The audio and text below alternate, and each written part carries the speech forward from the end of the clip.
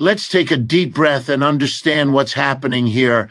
A blackout in Moscow, the heart of Russia's power, its lifeline, isn't just a news headline. It's a signal, a warning, and perhaps a turning point. When Ukraine's strikes reportedly cut Moscow's main energy lifeline, it didn't just plunge a city into darkness, it illuminated something far more critical: the unraveling of a global system that depends on fragile power structures, both literal and political. This isn't just a regional conflict anymore. This is a mirror reflecting the instability of an empire that has spent decades believing it was immune to collapse. Moscow's sudden plunge into darkness was more than just a technical malfunction. It was a geopolitical earthquake that sent shockwaves through the corridors of global power. The moment the lights went out, the illusion of control flickered with them. Ukraine's strikes, if indeed they were the cause, did not merely damage an electrical grid, they disrupted the very sense of invincibility that Russia's capital has projected for decades. For a city that stands as a symbol of authority, strength, and continuity, a blackout is not just about power loss, it's about psychological exposure. The world's attention snapped to this moment, not because of the absence of light, but because of what it revealed in that darkness, vulnerability. The truth is, modern warfare has evolved into something far more strategic and cerebral. A well-placed strike on a transformer, a disruption in an energy corridor, these actions carry the same impact today as tanks once did on the battlefield. Moscow's blackout exposed how dependent even the most fortified nations are on their technological arteries. When those arteries are severed, the lifeblood of power, both literal and political, begins to drain. The blackout didn't just halt electricity, it halted routine, confidence, and the rhythm of a nation's capital. That kind of disruption sends an unmistakable message not only to Russia, but to the world. Power is no longer about who has the most weapons, but about who can disrupt the flow that sustains them. The timing of this incident couldn't have been more symbolic. As global attention intensifies on the ongoing conflict, this blackout reminded everyone that Russia's command center is not untouchable. The world's major cities, from Washington to Beijing, took notice, quietly wondering how resilient their own infrastructures might be under similar pressure. That's the real hook. In the age of interconnected grids, nobody is immune. One city's blackout can serve as a rehearsal for another's collapse. The symbolism is undeniable. A capital built on centuries of power, now forced to confront a night without light. And in that night, something shifted. The blackout didn't just mark a technical failure, it signaled a strategic awakening. It showed that even in the heart of power, fear can spread faster than light returns. It proved that in modern conflict, darkness is no longer a setback, it's a weapon. Ukraine's latest move carried a message louder than any speech, clearer than any press statement: we can reach you. That message echoed across the skyline of Moscow as its lights went dark, cutting through years of Russian confidence and carefully crafted dominance. This wasn't just a tactical strike, it was psychological warfare at its most precise. For a nation like Russia, which has long prided itself on strength, control, and strategic reach, the idea that its own capital could be shaken so deeply is a seismic moment. It pierced the illusion of safety that power often creates, reminding the world that no fortress is impenetrable, no leader untouchable, and no city immune from the consequences of war. The symbolism here is profound. By striking Moscow's main energy lifeline, Ukraine effectively reached into the heart of its adversary and turned off the lights, not just literally but metaphorically. It was a statement of capability and defiance, crafted not only to disrupt infrastructure, but to disrupt confidence. The Kremlin, accustomed to projecting its strength outward, suddenly found itself defending the perception of stability within. This is where the true power of modern warfare lies, not merely in destruction, but in shaping the narrative, in turning an enemy's certainty into hesitation. The world watched as reports emerged of halted trains, flickering buildings, and emergency power systems kicking in across the Russian capital. But beyond the technical chaos, what truly struck observers was the psychological effect. The blackout transformed Moscow from a symbol of power into a scene of vulnerability, if only for a moment. And that moment mattered. It revealed how fear, uncertainty, and doubt can travel faster than missiles. Ukraine didn't just hit a target, it hit a nerve. That's the hook. The understanding that modern conflicts are as much about perception as they are about precision. For Ukraine, the strike served multiple purposes. Militarily, it demonstrated growing reach and sophistication. Politically, it reminded global allies of Ukraine's resilience and strategic ingenuity. And psychologically, it fractured the aura of Russian invulnerability that has loomed over the region for generations. Each blackout in Moscow isn't just a power failure. It's a statement written in darkness. It says, "We are not powerless. We can strike where you least expect it." And in the world of power politics, that message can sometimes be more potent than the strike itself. Russia's economy has always been fueled, quite literally, by energy. Oil, gas, and electricity have long served as both the lifeblood of its domestic strength and the backbone of its global influence. But when Moscow's main energy lifeline was struck and the city went dark, the world witnessed a moment that went beyond military conflict. It was an economic warning flare. The blackout revealed something deeper, something the Kremlin has long tried to conceal, a system under growing strain. Every flickering light in Moscow became a symbol of a nation whose economic foundation is beginning to crack under the weight of war, sanctions, and dwindling global leverage. The irony is striking. A country once seen as an energy superpower is now struggling to keep its own capital. Illuminated energy dominance has always been Russia's greatest weapon and its greatest weakness. For decades, the Kremlin used its vast natural resources not only to power its own industries, but to control others. Europe's dependency on Russian gas was a cornerstone of Moscow's geopolitical strategy. Yet today, with supply routes disrupted, exports cut, and global markets realigning, that very weapon has started to backfire. The blackout is more than a local failure. It's an indicator that the core machinery of Russia's economic system is faltering. And when energy fails, everything tied to it, finance, production, communication, and public morale, begins to follow. That's the hook here.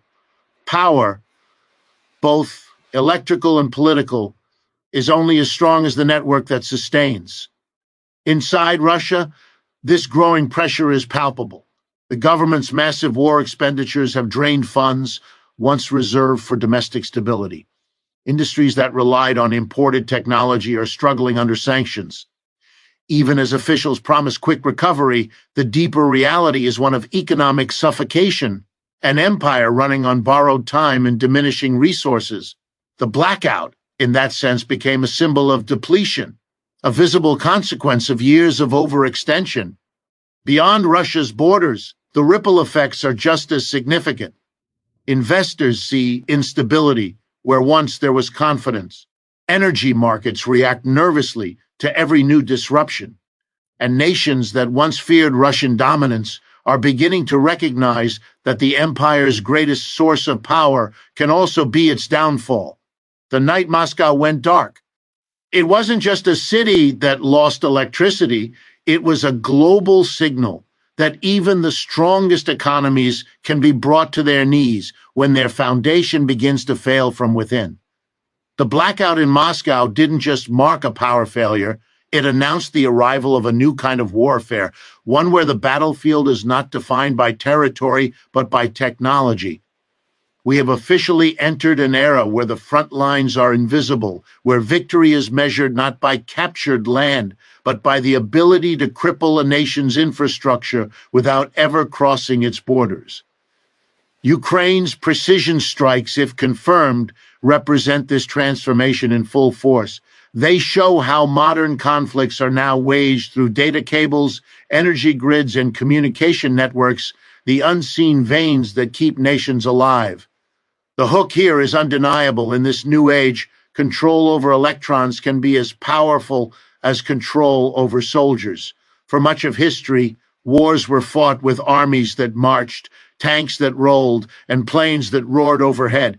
Today, the hum of a server room or the flicker of a power grid can decide the fate of millions. The strike that left Moscow dark demonstrated how a single, well-executed attack on infrastructure can destabilize not only a capital, but an entire economy. It's warfare that targets the rhythm of daily life, halting transportation, silencing communication, and sowing chaos without a single ground invasion. The impact is psychological as much as it is physical. Citizens wake to find their cities paralyzed. Governments scramble to restore order, and the line between military target and civilian life vanishes in an instant. This evolution in warfare blurs moral and strategic boundaries. When a country's energy grid becomes a weapon, every light switch, every screen, every heartbeat of modern life becomes part of the conflict. What's striking is that this form of warfare doesn't require massive armies or nuclear arsenals. It requires intelligence, technology, and precision. Ukraine's approach, deliberate and calculated, reflects a shift in power dynamics, smaller nations leveraging modern tools to challenge traditional giants. It's a paradigm shift that leaves even superpowers exposed. And here lies the unsettling truth. No nation is prepared for the full consequences of infrastructure warfare. Every country, from the United States to China, relies on systems just as vulnerable as Moscow's. The blackout was not just Russia's crisis, it was a global preview. It showed us that the wars of the future will not always be fought in trenches, but in circuits, signals, and grids. And when the lights go out, power itself changes hands. When Moscow's lights went out, the darkness didn't stop at Russia's borders. It rippled outward, touching financial markets, energy corridors, and security discussions around the world. The moment Ukraine's strikes disrupted Moscow's main energy lifeline, investors, analysts, and policymakers across continents felt the tremor.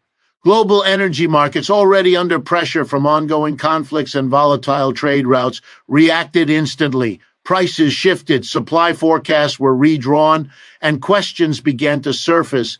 If Russia's capital could be brought to its knees by an attack on its grid, how stable are the systems the rest of the world depends on? That is the real hook, the realization that one nation's blackout can expose the vulnerabilities of a globalized energy network that binds us all. Every major power relies on an interconnected web of energy supply chains and digital infrastructure. When one link falters, the consequences travel far beyond national boundaries. The Moscow blackout reminded global leaders that in the 21st century, the concept of domestic security is almost obsolete.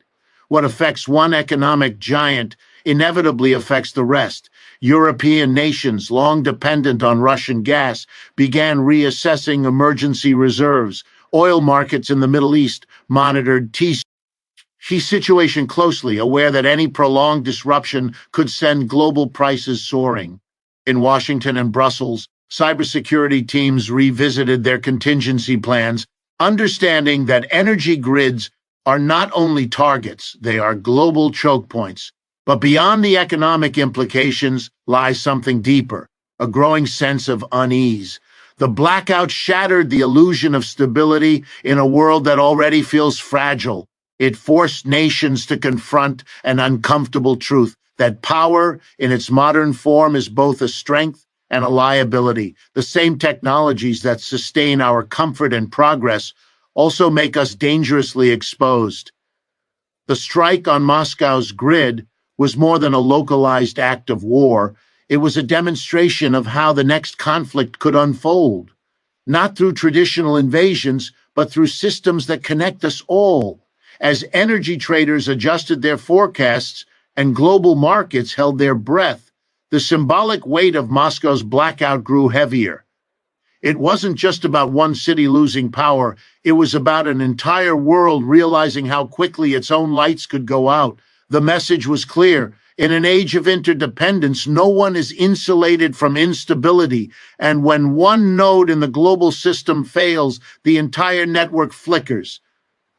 The image of Moscow shrouded in darkness carries a weight far greater than the absence of light. It is the visual embodiment of a fading sense of power, control, and certainty. For decades, the Russian capital has stood as the symbol of strength, resilience, and centralized command. Yet in that moment of blackout, all those symbols dimmed. The streets that once projected authority were reduced to silence, and the glowing skyline that defined Moscow's dominance was replaced by uncertainty. The hook lies in the symbolism itself. When the lights of a capital go out, the lights of confidence across an empire begin to flicker too. What we witnessed was not merely an outage, but a metaphor for the shifting balance of power, a darkness that speaks louder than any political statement. The psychology of power is built on perception. Moscow's blackout shattered that perception in an instant. A city that has long been associated with control found itself vulnerable, its lifeline severed by forces it could neither see nor stop. And that's what makes this moment so profound. Because in geopolitics, image often precedes reality. Once the image of invincibility is cracked, restoring it becomes almost impossible. The blackout revealed that control is not sustained by strength alone, but by the fragile systems that hold a nation together. When those systems fail, even for a night, they expose how thin the line between order and chaos really is. But the symbolism stretches beyond Russia. The darkness over Moscow mirrors the broader uncertainty gripping the world, a reminder that empires, no matter how vast or powerful, are vulnerable to collapse from within. History has shown that great powers rarely fall from a single defeat. They erode slowly, quietly, as their symbols lose meaning. The blackout was one of those moments, subtle but significant, where the story of dominance began to shift toward one of decline. The fear it sparked wasn't just about energy loss, it was about what that loss represents, the erosion of control in an age defined by instability. As the lights eventually flickered back on, the world had already seen too much. The darkness had done its work. It had exposed fragility, shaken certainty, and rewritten the narrative of power. In that fleeting blackout, the illusion of unstoppable strength gave way to a more haunting truth. Even the brightest empires can dim overnight. So as Moscow's lights flicker back on, the world should pay attention. This isn't just about a blackout. It's about the dawning of a new era of warfare and economics, an era where power is measured not only in armies or weapons, but in watts, bandwidth, and control over information. Ukraine's strike, symbolic or strategic, forces us to confront a hard truth. No nation, however powerful, is immune from collapse when its lifelines are targeted. The blackout in Moscow is not the end of a story. It's the beginning of a new chapter in global instability. And until we rethink the way power, both electrical and political, is distributed in our world, these blackouts, both literal and moral, will continue to define the age we live in.